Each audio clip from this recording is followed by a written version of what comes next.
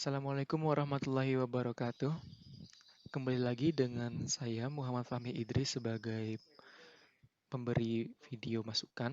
Dan di sini saya untuk video yang kedua ya untuk menggambarkan sebuah ERD dari study case yang saya jelaskan sebelumnya yang di video pertama. Dan di sini kita akan langsung menggambarkannya saja untuk sebuah skema relation-nya untuk skema ERD-nya. Dan yang pertama di sini ada beberapa entitas memang ada beberapa entitas dan beberapa relation. Untuk entitasnya sendiri di sini ada entitas customer, Indosat Ooredoo Corporate Help Desk, lalu agent membuat tiket, dan entitas backend. Dan di dalam entitasnya tersendiri memang ada beberapa relasi juga yang harus divalidasi oleh dari pihak-pihak entitas. Yang pertama memang ada nomor layanan atau nomor CID. Dan untuk ID corporate ini ialah nama perusahaan yang berlangganan. Lalu untuk yang ketiga ada ID email yang dimana si customernya ini harus mengirimkan email menggunakan email kantor dikarenakan memang itu sudah rules disclaimer dari masing-masing pihak.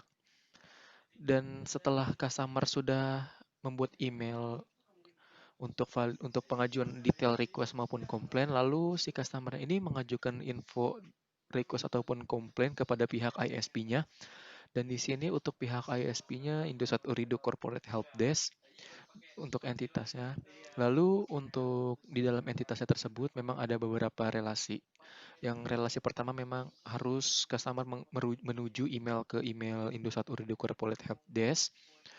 Dan di dalam email tersebut ada beberapa agent yang harus menganalisis case. Dan di dalamnya itu memang ada beberapa di dalam Indosat Ooredoo Corporate Helpdesk memang ada beberapa banyak divisi. Dan di sini untuk analisis case-nya sendiri memang cuman hanya divisi tertentu saja. Setelah si agent ini menganalisis case, lalu agent ini mengerjakan sebuah tiket referensi untuk dikirimkan kepada pelanggan. Dan di sini untuk entitas dari agent membuat tiket ini ada nick dan ID nama. Ini sebagai created by-nya siapa? Who's created by-nya. Dan di sini ada beberapa arus yang dikirimkan dan di-assign. Yang pertama kita dari agent membuat tiket ini mengirimkan tiket referensinya kepada pihak customer agar si customernya ini tahu apakah case-nya ini sudah diterima atau kita atau belum. Lalu setelah kita mengirimkan tiket ke si customernya ini, kita dari sisi agent akan mengassignkan tiket referensinya kepada pihak backend.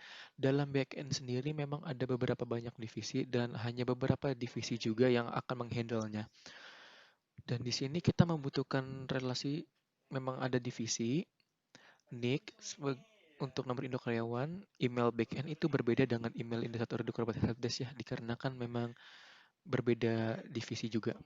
Dan di sini ada ID name-nya ini maksudnya untuk nge-follow up siapa yang akan nge-follow up tiket si customernya ini dan assign tiketnya ke pihak siapa. Setelah kita nge-assign tiket ke pihak backend, nanti dari pihak backend-nya juga akan nge-follow up untuk sebagai SLA atau sebagai achievement kita, responsif kita kepada pelanggan dengan berupa mohon menunggu agar agar bisa di follow up lebih lanjut lagi. Nanti setelah dikerjakan oleh pihak backend, nanti apabila memang belum ada respon dari customer, kita dari pihak backend memang tetap harus nge-follow up sejauh mana sudah follow up-nya itu. Nah, setelah customer menanyakan case-nya ini, nge-follow up-nya langsung ke pihak back end, dan dari pihak back end, deep investigation. Lalu apabila sudah di deep investigation, lalu mengirimkan kembali kepada pihak customer, nanti apabila sudah confirm done untuk case-nya ini, maka dari pihak back end-nya akan nge-close ticket reference-nya. Apabila memang belum, akan looping terus dari back end agar di deep investigation, agar bisa permasalahannya selesai.